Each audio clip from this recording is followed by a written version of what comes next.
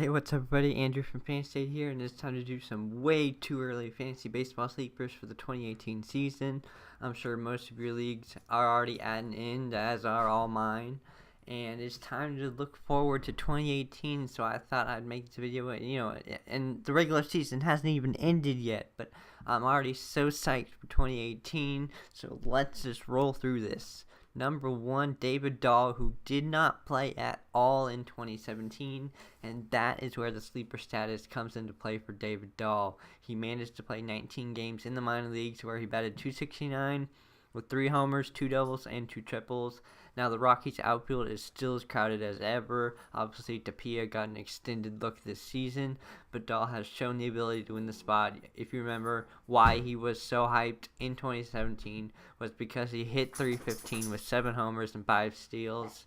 In the background, you can hear my dog in the background. Say his name's Yachty. But yeah, he hit .315, 7 homers, 5 steals in 63 games. And he should hopefully be healthy for the 2018 season. I look forward to seeing what a full season from David Dahl looks like. Number 2 is Nick Castellanos, who had himself a really good year, and I feel like it was an under-the-radar year simply because Detroit wasn't good this year. He managed to show that he can hit over .270 consistently, as he hit over .280 last year. He hit over .270 this year, and he continues his triples barrage. He's still getting a ton of triples. He got 10 this year after hitting 4 in 2016 and 6 in 2015. I just thought that was an interesting note. He seems to be getting a lot of triples despite not a lot of speed. He's heading into his age 26 season, so it's very reasonable that his power may not be at its full strength yet, meaning he could be a 30-homer guy in 2018. He's had 2 years in a row with an above 800 OPS, and while the Tigers are rebuilding, this guy is right at their core of what they're trying to rebuild, and he should have another great offensive season in 2018. Number 3, we got Domingo Santana, who had a breakout year for the Milwaukee Brewers. And the Brewers are just set to get even better. It's really easy to forget Domingo Santana was only 24 years old this season. So the breakout, it's not completely out of the blue here. He easily overmatched his career highs and everything this year. And with him and Travis Shaw in the middle of the lineup, it just looks really good. He only got caught 4 times out of the 19 times he attempted to steal. And anywhere you can find steals is a plus. But if you can get power in steals, that's just getting the whole cake.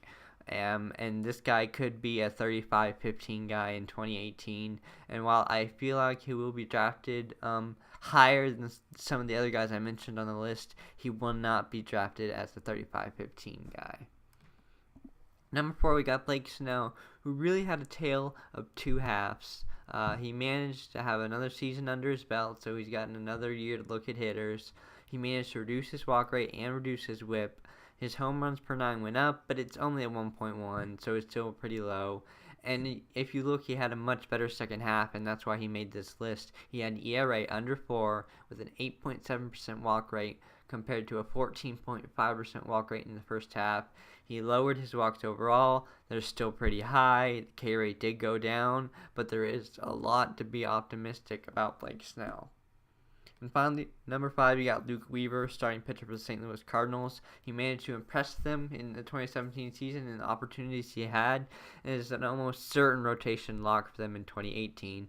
Unlike most pitchers, Weaver has no control with issue. He only had a 2.1 walks per 9 in the 55.2 innings pitched per year. But it's not only does he not walk people, but his K rate.